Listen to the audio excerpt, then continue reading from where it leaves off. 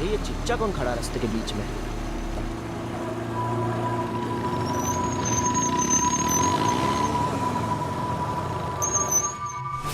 चिल्लाओ मत, तेज बाइक मत चलाओ, नियम नहीं मालूम? अरे क्यों ट्रैफिक हवलदार बन रहे हो चिच्चा?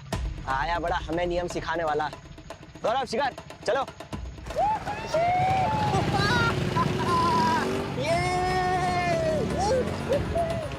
नियम हम नहीं, रक्षक बाबा सिखाते हैं, अनुमति नहीं देंगे, लौट जाओ।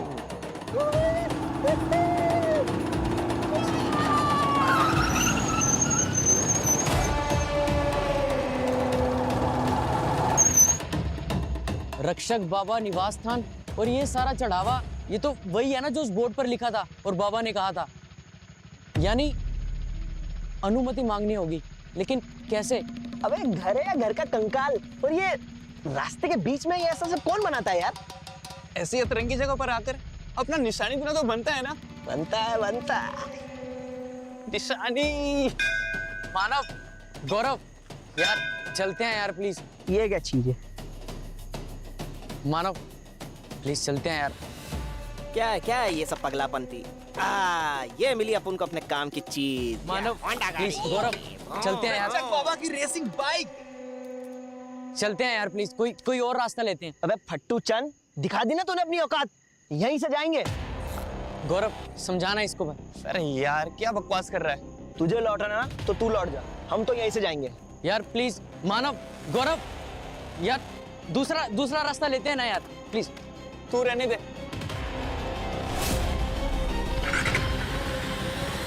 मानव, गौरव, यार प्लीज चलते हैं। मानव, गौरव,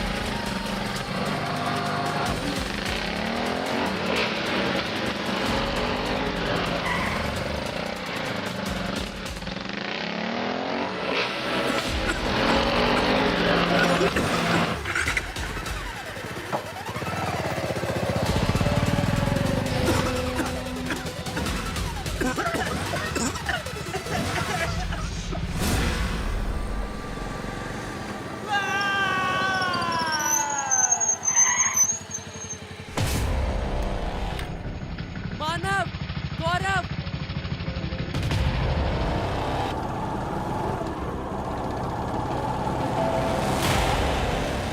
मानव, गौरव,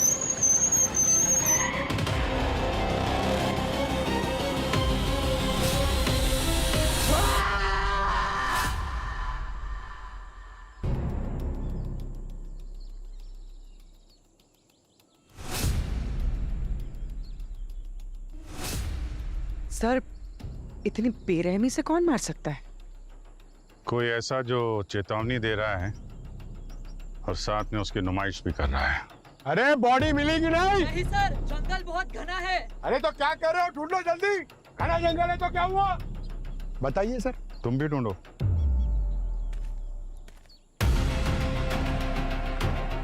वो तीसरा लड़का?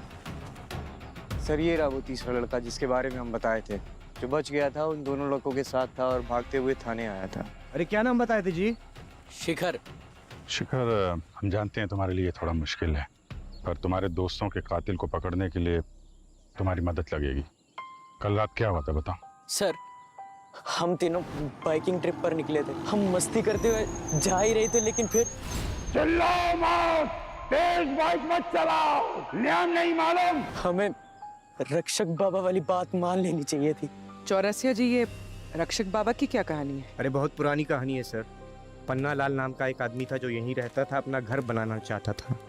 एक दिन भरी बारिश में बाइक से निकला और इसी फ्रेम से टकरा गया सर। उसके बाद उसकी गर्दन अलग हो गई उसके बाद सर इस फ्रेम को जिसने भी बनाने की कोशिश की वो बचा नहीं सर, मर गया। इसी रोड की रक्षा करता है वो, लोग उसे रक्षक बाबा बुलाते हैं। उसके बाद लोग यहाँ से जाते हैं तो अगर कोई खतरा होता है तो कोहरा छा जाता है, बाइक की आवाज़ आने लगती है। लोग यहाँ से नहीं लौटते तो कभी नहीं लौटते सर। इसके पहले भी कोई मरा है यहाँ पे? कहानियाँ ही सुनी है, देखा तो हमने भी नहीं। अभिजीत सर, आप अक्कज बॉडीज मिली क्या? नहीं सर, टायर मार्क मिले। हाँ, ये देखिए, 1 2 3 टायर मार्क्स हैं सर। 2 वो लड़कों के होंगे और तीसरा वो भूतिया बाइक का होगा सर। यहाँ से आगे ट्रैक करना मुश्किल है क्योंकि ये झाड़ियाँ हैं सर। सर ये वहाँ आगे चेक किया कहाँ से आई ये बाइक? वहाँ तो मल्टीपल टायर मार्क्स है सर, वहाँ तो पॉसिबल ही नहीं। हद तेरे की। सर ये अजीब सी बदबू नहीं आ रही है? हाँ, कुछ स्मेल तो है। पेट्रोल डीजल नहीं है, कुछ और ही है। रुक जाओ, आप अंदर नहीं जा सकते। ये बाबा का निवास स्थान है, हम पूजा करते हैं। 2 खून हुए हैं यहाँ, इन्वेस्टिगेशन तो करनी पड़ेगी सर। जानते हैं तुम्हारी इन्वेस्टिगेशन, लेकिन मरने वालों ने रक्षक बाबा का अपमान किया है। अनुमति के बगैर अंदर जाओगे तो दंगे हो जाएंगे। एक मिनट। सर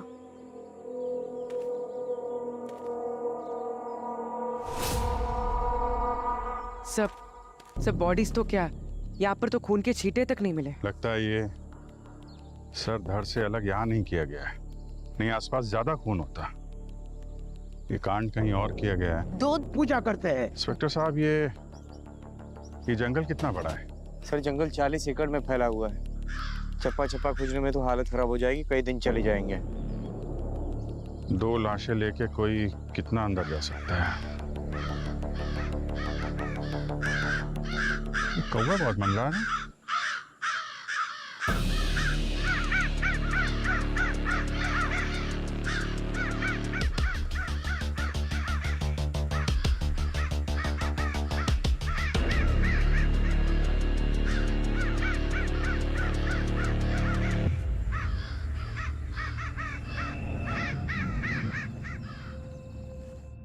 बस एक यूनिफॉर्म की कमी है पंकज, वरना एकदम पक्का बैक बेंचर दिखते तुम।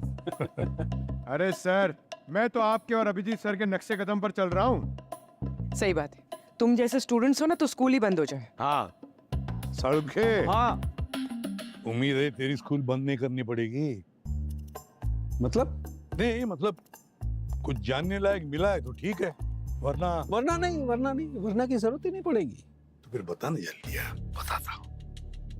ये देखो बॉस, ये जो टायर के निशान हैं, इन पर वो बाइक चली जरूर है, लेकिन इनके मरने के बाद चली है। और एक बात, ये जो सर इनके धड़ से अलग हुआ है, ये भी इनकी मौत के बाद अलग किया गया है। मतलब ये सब दिखावा तमाशा है? कोई ये सब लोगों को डराने के लिए कर रहा है? पर सर इनकी मौत की वजह क्या है? मैं बताता हूँ।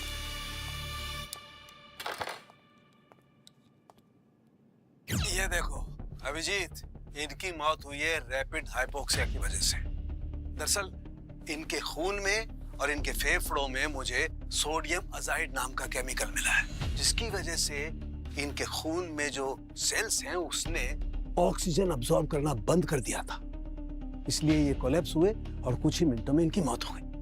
अभिजीत, तुमने उस तीसरे लड़की के बारे में जिक्र किया था, क्या नाम उसका, शिखर। उसने उस कोहरे का जिक्र किया था। तो डॉक्टर साहब, अगर कोहरे में वो केमिकल आ सकता है तो फिर ये शिखर वो बच कैसे गया? नया कोहरे में वो सोडियम अजाइड आ तो सकता है, लेकिन इनके केस में नहीं है।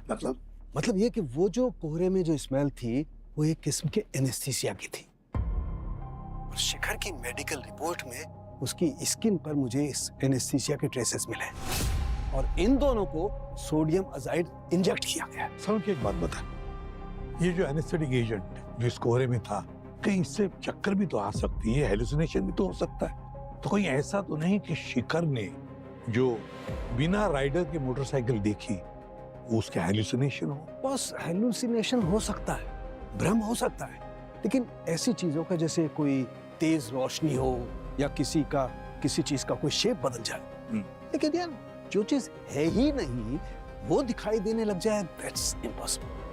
मतलब बिना चालक के बाइक सच में?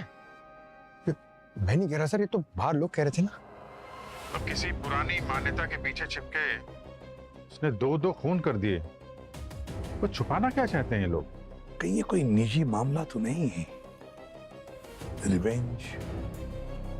क्योंकि दोनों की मुंडियां उसने लटकाई है, जिसने भी ये खून किया है दोनों की मुंडियां उसने ऊपर लटकाई है, कि ये दिखाने के लिए कि देखो मैंने कैसा सूट लिया, कैसा रिवेंज लिया है मैंने। दया, काम करो, ये दोनों विक्टिम्स की पूरा इतिहास निकालो, देखे तो सही। और अभिजीत, इस रक्षक बाबा के पीछे लग जाओ, पता तो करो कि रक्षक बाबा आया कहां से, शुरू कब हुआ, और इस रक्षक बाबा की कहानी की वजह से किस किस को फायदा होने वाला है। सर ये कौन है?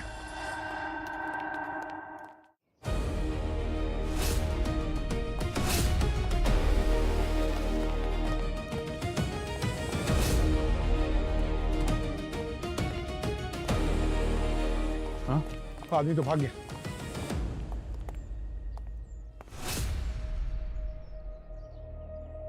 ये निशान पहले तो नहीं था यहाँ पे, कोई तो था।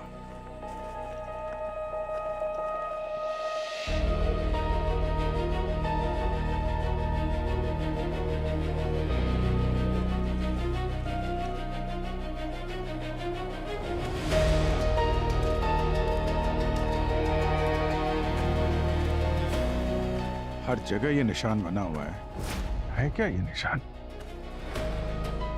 वो जो बाइक में लड़का बचा था वो भी एक निशान की बात कर रहा था, कहीं यही तो नहीं है वो निशान?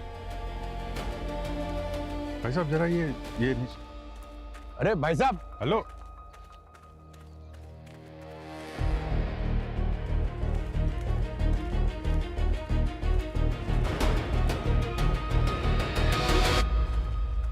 बेटा सुनना जरा,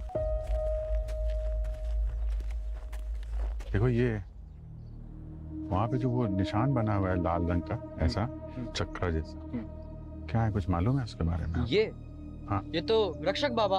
हाँ, अरे मैम, सारे के सारे मुंह बंद करके बैठे हुए हैं।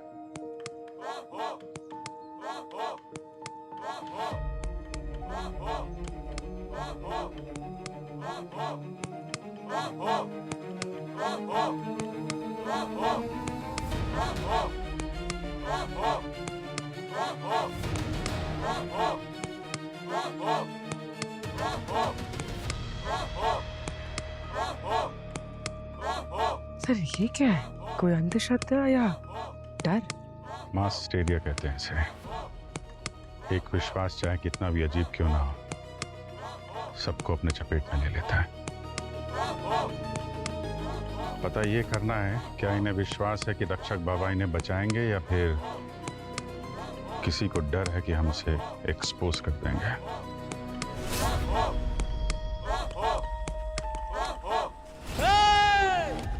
रुक जाओ।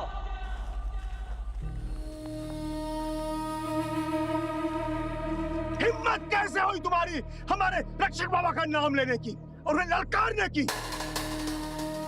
तुम बाहर वाले हमारे रीति रिवाज को नहीं समझते और न उनके सम्मान करते हो। तुम्हारे कारण हमारे गांव पे बहुत बड़ा प्रकोप आएगा। जाओ, चले जाओ यहाँ से। 2 लोगों का खून हो गया है, दोनों के सिर धड़ से अलग कर दिए गए।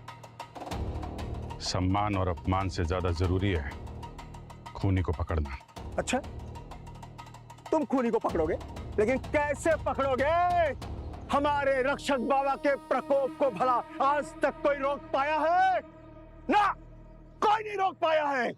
बहुत क्रोधित है हमारे रक्षक बाबा, इसीलिए यह विवश से मृत्यु हुई है। और उनके प्रकोप को शांत करने के लिए हम सब ये शांति पाठ कर रहे हैं। और तुम्हें क्या लगता है कि अपने बंदूक से हम सब की रक्षा कर लोगे? ना, कदापि नहीं। इसके पहले कि कोई भयंकर अनर्थ हो जाए। मैं विनती करता हूं तुम लोगों से, चले जाओ। सुना नहीं? जाओ, चले जाओ। सुना नहीं? जाओ यहाँ से। ओए, रुक जाओ सब लोग, रुक जाओ। देखिए साहब, हम लोगों को अपना काम करने दीजिए। मैं इन सब लोग की तरफ से आपसे माफी मांगता हूँ, विनती करता हूँ। बाहर वालों के लिए ये एक अंधश्रद्धा है, लेकिन हमारे लिए बाबा जी एक उम्मीद है, एक सहारा है। देखिए साहब, हम लोग ने बहुत कुछ देखा है, बहुत कुछ भुगता है। क्या देखा है? नहीं, मैं उस दिन की कोई बात करना नहीं चाहता। भैया, ये लोग हमारी मदद करने आए हैं। शांत, गहरी सांस लीजिए। 3 साल पहले टीवी वाले आए थे शहर से, उनको शूटिंग करना था। उनको सड़क पार करना ही नहीं था। गांव में पढ़े लिखे लोग नहीं थे, तो मैं उनके साथ चला गया। मगर जैसे ही उन्होंने कैमरा निकाला और चालू किया, खट से ताला खुल गया और वो घर हिलने लगा, जैसे भूकंप आ गया हो। और वो घर हिल रहा था और वो उन टीवी वालों को निकल गया। वो निकल गया उन टीवी वालों को। मैं डर गया और मैं बाबा जी का जाप करके भागने लगा और अचानक से मेरी मोटरसाइकिल मेरे ऊपर गिर गई और मेरा हाथ जल गया और फिर खून हो गया, सब खून। भैया, जब गांव लौटे तो पूरी तरह खून से लथपथ थे। कितने महीने तक तो आवाज नहीं निकली, मानसिक संतुलन हिल गया था और वो टीवी क्रू कहीं दिखाई नहीं दिया। कौन सा टीवी क्रू था ये? आपके पास नाम और डिटेल्स तो होंगी ना? कार्यालय में फोन आया था उनका, किसी ने तो फोन उठाया था। ललिताई जिंदा थी तब, या माधव ने? नहीं, ललन जी आपने फोन उठाया था। नहीं, आप तो उस वक्त डिस्पेंसरी में थे। अच्छा, कभी बाबा जी ने किसी को सड़क पार करने की अनुमति दी है क्या? हाँ, दी थी। उमा काका को और माधव दूध वाले को, उसको तो हमेशा इजाजत दी थी। और मेरे बेटे राहुल को, जब वो दोस्तों के साथ यहाँ आया था। मगर वो सब 4-6 साल पहले की बात है। तब अनुमति ना मिलने पर लौटने वालों के साथ कुछ बुरा नहीं होता था, लेकिन फिर शायद बाबा जी नाराज हो गए और सबको सजा देने लगे। लेकिन भैया जी के हादसे के बाद सरपंच जी ने गांव वालों पर रोक लगा दी कि जो उस सड़क पर जाएगा उसे गांव से निकाल दिया जाएगा।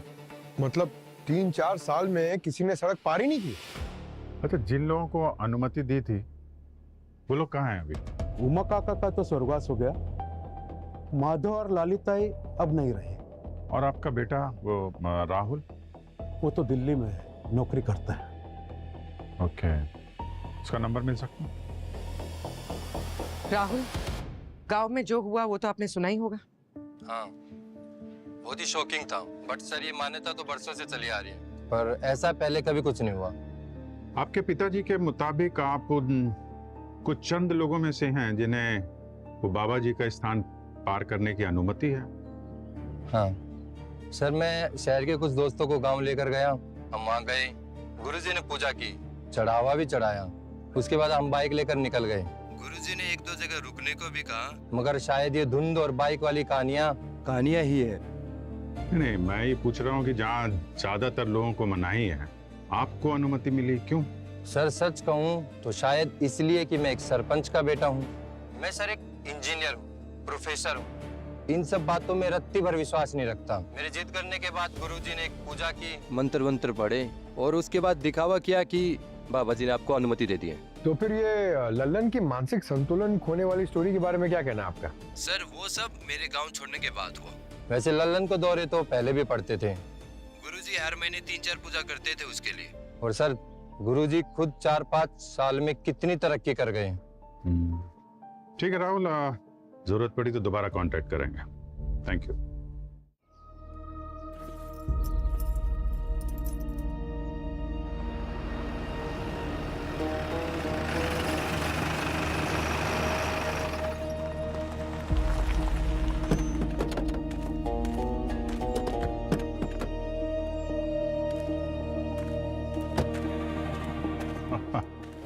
आइए आइए गुरुजी आइए।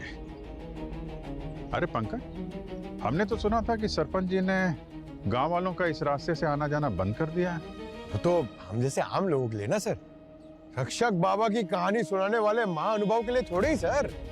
अरे हाँ, ये बात तो है। मुझे सब समझ में आ रहा है कि तुम दोनों के बीच में क्या खिचड़ी पक रही है। अब असली कातिल नहीं पकड़ पाए तो अपना उल्लू सीधा करने के लिए मेरे पीछे पड़े हो। ध्यान रखना, अगर गांव वालों को रत्ती भर भी भनक लगी कि तुम लोगों ने मुझे यहां घेरा है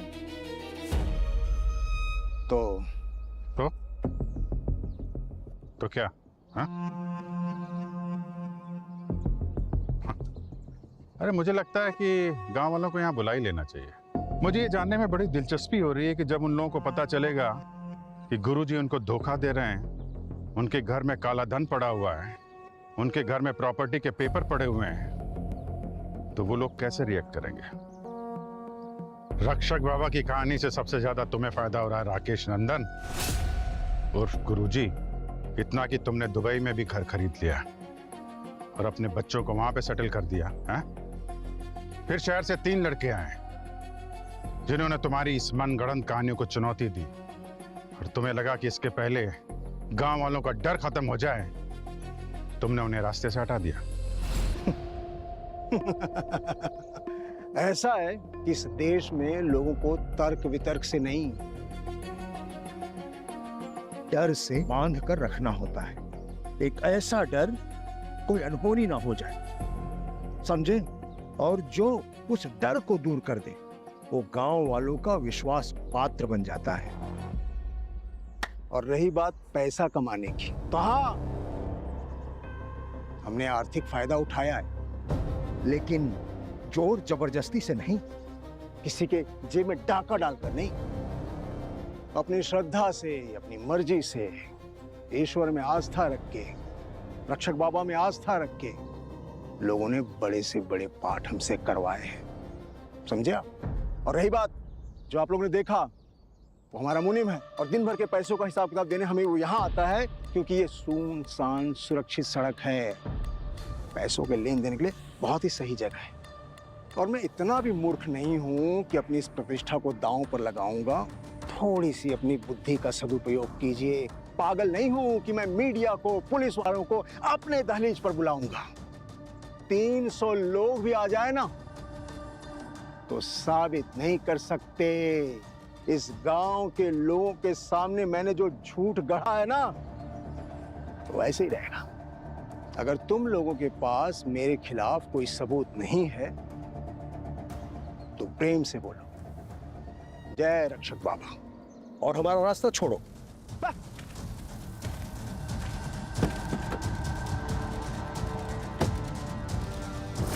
वैसे अभिजीत, उस पाखंडी गुरु की बातों में दम है, सही कह रहा है वो। पहले कहानी आती है कि गुरुजी की अनुमति लो, अगर अनुमति मिले तो ठीक, अगर ना मिले तो लौट जाओ। फिर आती है दूसरी कहानी, अगर लौट नहीं जाओगे तो गुरुजी का प्रकोप होगा, बहुत बुरा हादसा हो जाएगा। तो लोग बेचारे क्या करें? ये जो भी है ना, ये जो कहानियां बुन रहा है, वो उन गांव वालों को अपने काबू में रखना चाहता है और कुछ नहीं। सर, ये देखिए सर, मैंने उन लोगों की पूरी डिटेल निकाल ली है। बहुत गलत किया तुम लोगों ने, मैं तुम्हें सजा दे के रहूंगा। मेरी बेटी का ऐसा हालत किया तुम लोगों ने।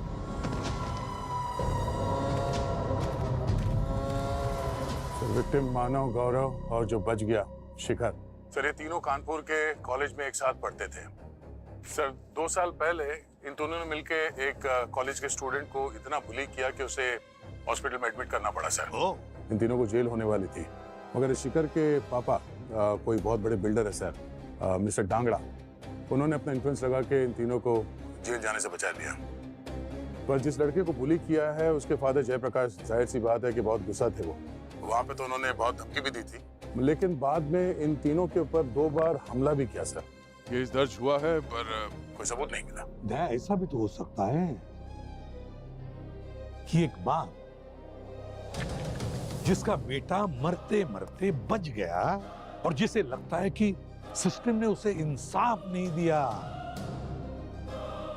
वो एक पुरानी कहानी का सहारा लेता है और उन 3 बच्चों को जिन्होंने उसके बेटे को बुली किया है, उन 3 बच्चों में से 2 को मार डालता है, मगर तीसरे की जान बख्श देता है। तीसरा जो है शिखर, उसे नहीं मारता वो। अभिजीत, कानपुर जाकर इस जयप्रकाश और उसकी फैमिली से मिलो, अच्छी तरह से चेक करो उनका बैकग्राउंड। और तो और उस सड़क पर भी जाओ, उस सड़क पर जहां पर कोहरा फैला हुआ था, वहां पर जाकर देखो, पता लगाओ कि वहां उस सड़क पर जाने से लोग घबराते क्यों हैं, क्यों डरते उस सड़क पर जाने से, और लोगों के ना जाने से किसका फायदा होने वाला है।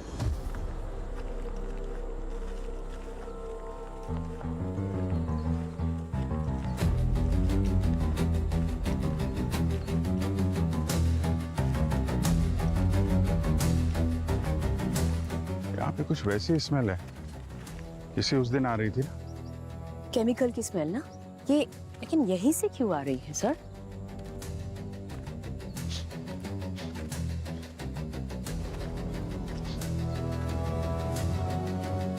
यहीं पे है कुछ।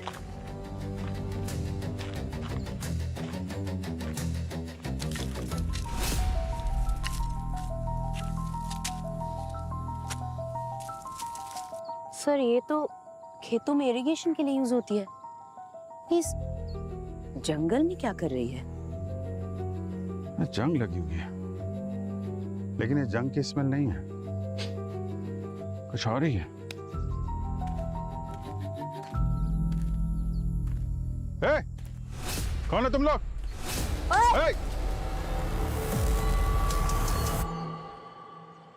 आप इन्हें पहचानते हैं? ये जो बैठा है ना, ये मेरा बेटा है। यूके की बड़ी यूनिवर्सिटी ने इसकी एप्लीकेशन है ना एक्सेप्ट की थी। इस वक्त ये वहां पढ़ रहा होता। जयप्रकाश जी, हम जानते हैं इसकी ये हालत उन तीनों की वजह से हुई है, मानव, गौरव और शिखर। हम समझ सकते हैं आपकी तकलीफ। नहीं, आप नहीं समझ सकते। मैं अच्छी तरह जानता हूँ आप यहाँ क्यों आए हो। मानव और गौरव का खून हो चुका है, ये बात मैंने न्यूज में देखी है। और सच कहो ना, इस बात को मुझे बिल्कुल बुरा नहीं लगा। भले आपका सिस्टम उन्हें सजा ना दे, लेकिन अपने कर्मों का फल उसे भुगतना ही पड़ता है। नवंबर 21 की रात को आप कहाँ थे? मैं अपने घर पे था, मेरे बेटे के साथ। यहाँ मेरे बेटे का बुरा हाल हुआ है और आप मुझसे उल्टा सवाल कर रहे हो। सॉरी। जिस दिन ये तीनों जेल से छूटे ना, वो शिखर की बाप की वजह से मुझे इतना गुस्सा आया था ना, मुझे ऐसा लगा कि अपने हाथों से उन्हें मार दूं, खासकर वो मानव और गौरव को, क्योंकि शायद शिखर तो बस मोरी संगन में लग चुका होगा। लेकिन एक बार मैंने उन पर अटैक करने की कोशिश की थी।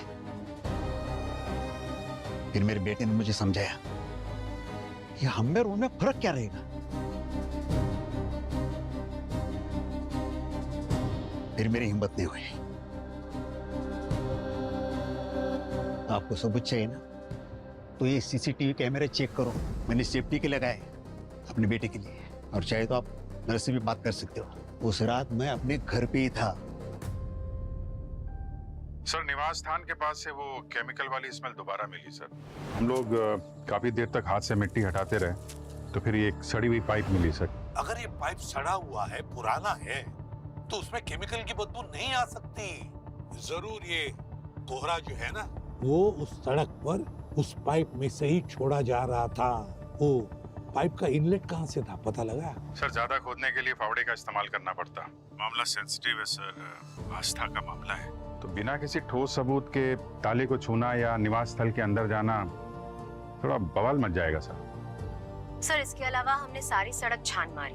1.5 किलोमीटर का रास्ता है, दूर दूर तक कोई झोपड़ा तक नहीं, और दूसरी तरफ हाईवे है। सर, हमें लगा कुछ लोग हमारा पीछा कर रहे हैं, तो हमने उनको पकड़ा। सर और कितना मारेंगे, पूरी बात तो सुन लीजिए। बताओ। सर हम लोग सरकारी कर्मचारी हैं, हम अपना काम करने आए थे। डर लग रहा था कहीं बाबा जी का प्रकोप हम पे ना बरस जाए। जब हमने आप दोनों को देखा तो हमने सोचा कि पहले आप दोनों जाएं, अगर आप लोग को कुछ नहीं होगा तो हमें भी कुछ नहीं होगा, इसलिए हम आपके पीछे पीछे आ रहे थे सर। और सरकार का कौन सा काम है जो तुम लोग करने यहाँ पर आए थे? सर, वो ये रास्ता बंद करना था। साहब ने बोला कि यहाँ बाईपास बनाने का टेंडर आखिरकार पास हो गया है। अच्छा ही हुआ ना साहब, सालों पुरानी इस सड़क की पनौती से छुटकारा तो मिलेगा। हरीश, सड़क की बात मत कर बाबा जी।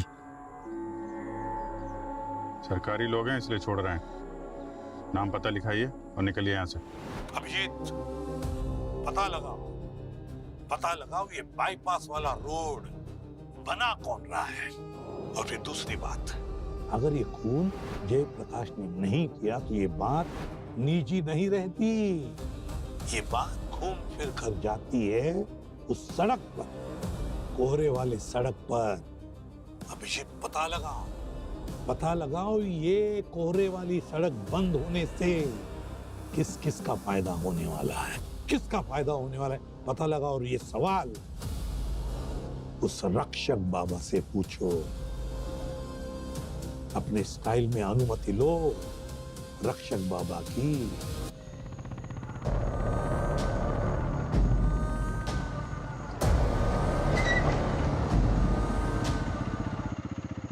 हाय गाइस, तो ये है फेमस खौफनाक रक्षक बाबा का निवास स्थान।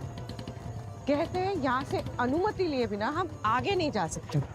चलो अनुमति लेते हैं। अरे अनुमति गई तेल लेने, मैं जा रहा हूँ यहाँ से। अरे कहाँ जा रहे हो? अरे हम रक्षक बाबा के वीआईपी गेस्ट हैं, चलो अंदर। चलो चलो। तो हम चले। चलो। घंटी बजी। नहीं, चलो चलो चलो। कौन बजा रहा है? अरे मिल गई अनुमति, चलो आओ अंदर। अरे मजा आएगा, चलो चलो ना। ये देखिए, ये है निवास स्थान और ये है हम। ये लगता है छोटी छोटी बाइक्स को भी बाबा ने अनुमति दे दी। हाँ तो मिल गई ना अनुमति, चलो रास्ता क्रॉस करते हैं। Let's go. सो बाबा, don't forget to like, share and subscribe. Let's go, चलो।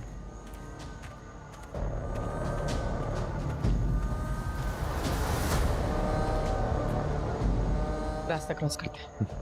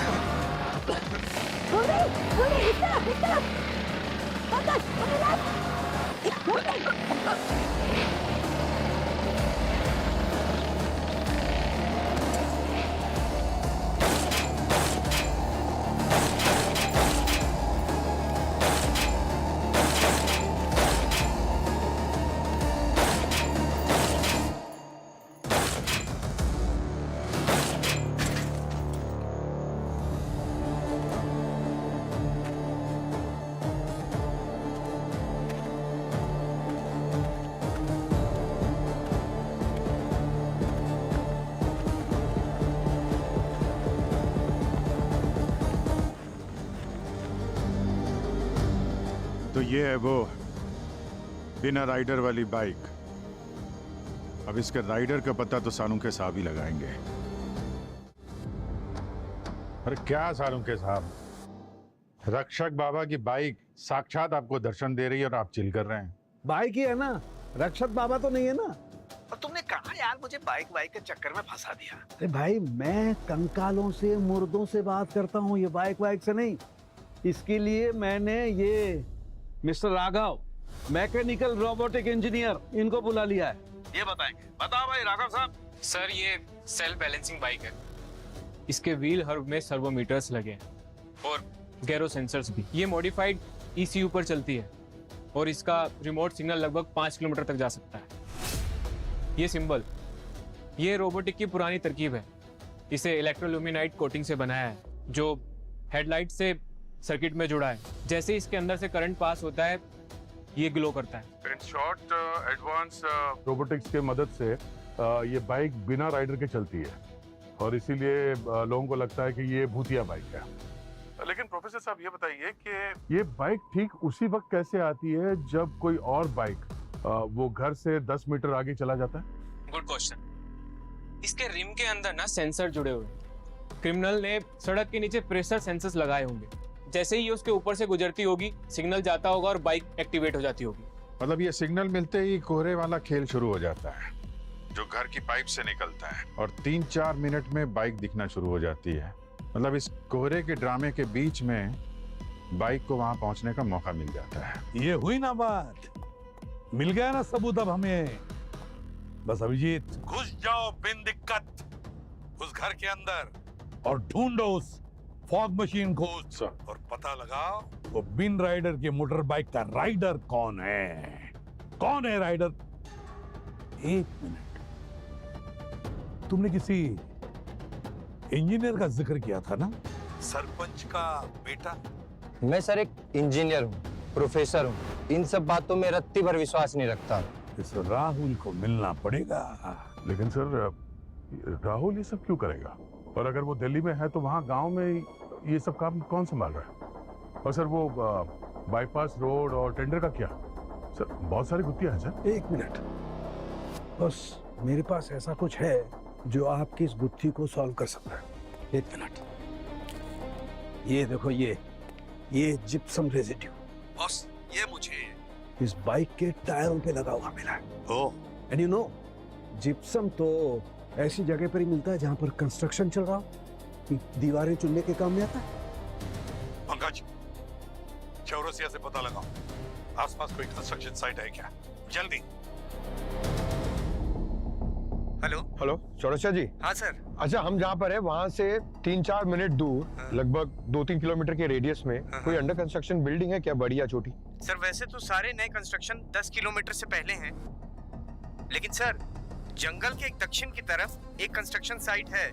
सीधा रास्ता जाएंगे तो बहुत लंबा पड़ेगा, लेकिन अगर झाड़ी झंगाड़ी के बीच से जाएंगे तो शॉर्टकट है सर, तो जल्दी पहुंच जाएंगे sir. VDL builders sir. Sir 2 दिन पहले जो हड़बड़ी में बाईपास का टेंडर मिला है ना, उन्हीं को मिला है सर। इसका मालिक कौन है? सर ढांगड़ा नाम है, कानपुर का बिल्डर है सर। अच्छा ठीक है, थैंक यू। डांगरा सर? डांगड़ा।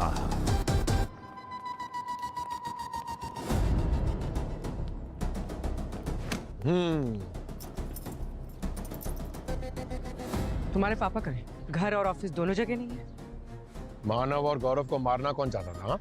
तू के पापा? नहीं सर, खून नहीं, हम तो बस बाइकिंग का आइडिया तुम्हारा ही था ना? तुम ही सबको वहां ले गए थे ना? नहीं, वो तो पापा ने कहा था कि बिलोर अच्छा है, बस निवास स्थान से दूर रहना। Very good. पापा को फोन करो, बोलो कि बेटा तुम अरेस्ट हो गया।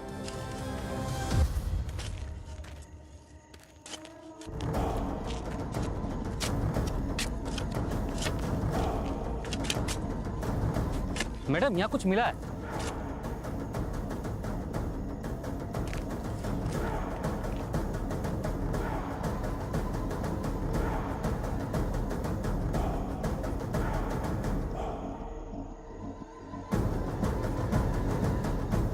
सर, फॉग मशीन मिल गई।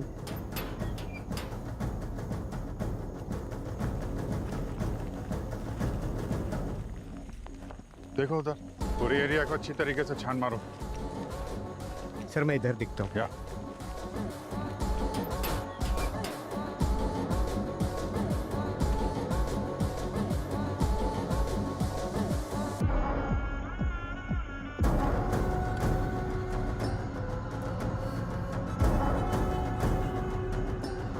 सर कुछ नहीं मिला।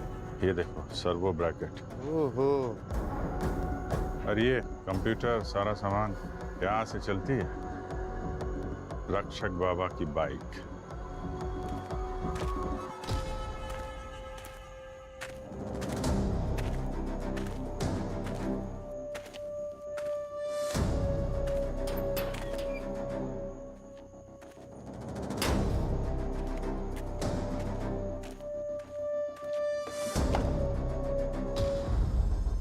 सामान लेके जाने के चक्कर में हो, हाँ? अरे रे रे रे रे मास्टर साहब, मैं उस दिन की कोई बात करना नहीं चाहता। क्या लल्लन जी, स्कूल चलाने के साथ साथ बाइक भी चला लेते हो बाबा जी की? हाँ, मैं तो सिर्फ मदद कर रहा था साहब। बहुत पैसा दे रहे थे वो लोग, साहब लोग। कौन है साहब लोग जो पैसे देते हैं?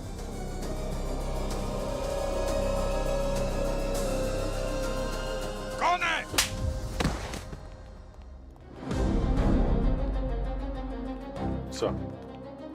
आइए आइए, सरपंच जी के होनहार रोबोटिक जीनियस बेटे राहुल जी, पधारिए।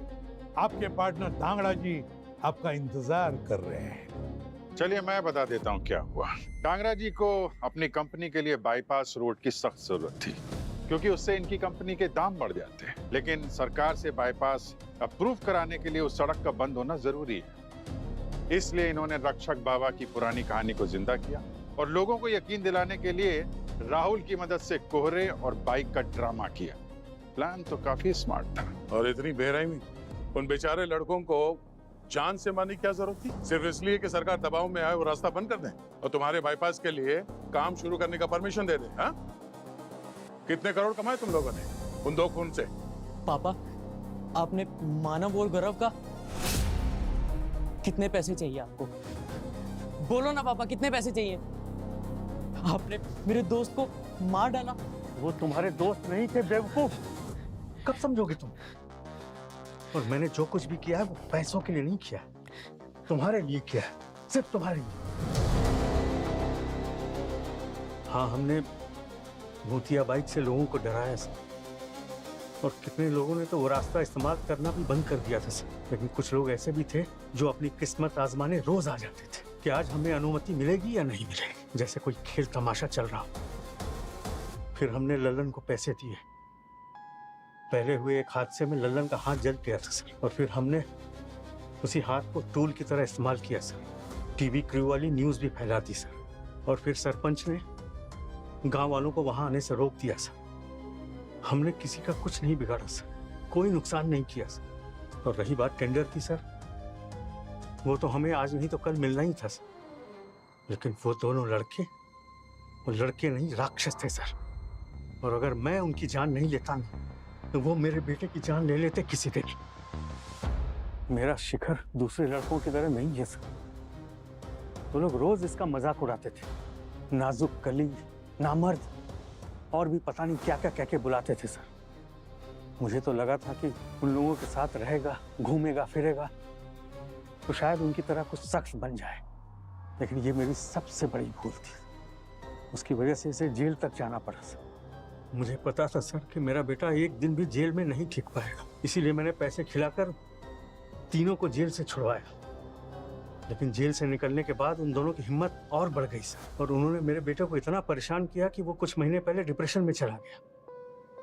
फिर मैंने तय कर लिया कि मुझे अपने बच्चे के लिए उन दोनों को खत्म करना ही होगा सर। मैंने अपनी ही कहानी का इस्तेमाल किया सर, इसको बाइक ट्रिप का आइडिया दिया, और लल्लन जो खुद पहले कंपाउंडर रह चुका है सर, इससे मैंने वो इंजेक्शंस मंगवाए जिससे उनकी मौत हो सके। मेरे लिए तो सब कुछ वहीं खत्म हो चुका था सर, लेकिन राहुल ने मुझसे कहा सर कि क्यों ना एक तीर से दो निशाने लगाए जाए, और उन दोनों का सर भी धड़ से अलग राहुल नहीं किया था सर, ताकि गांव वालों को लगे कि रक्षक बाबा का श्राप लगा है और वो लोग हल्ला मचाएं और हमारा टेंडर जल्दी से पास हो जाए सर। अमीर बनने की इतनी जल्दी कि लाशों पे भी रहम नहीं किया तुमने। मैं ये सब नहीं करना चाहता था सर, मुझे तो सिर्फ अपने बेटे की चिंता थी सर। वाह रे वाह, बाप हो तो ऐसा, वाह। अगर अपने बेटे की इतनी चिंता थी तो उसे उन गुंडों का सामना करना सिखाते, उन गुंडों की जान नहीं लेते। और साथ में तुम्हारा ये पार्टनर रोबोटिक जीनियस राहुल, उसने तो उन दोनों के मौत का तमाशा बना दिया। अब जिंदगी भर आपका ये मासूम बेटा अपने आप को कोसते रहेगा कि मेरी वजह से 2 लोगों की जान चली गई, मेरे बाप ने उनका खून कर दिया, और तुम अपने आप को जेल में कोसते बैठना। ये क्या किया मैंने अपने बेटे के लिए।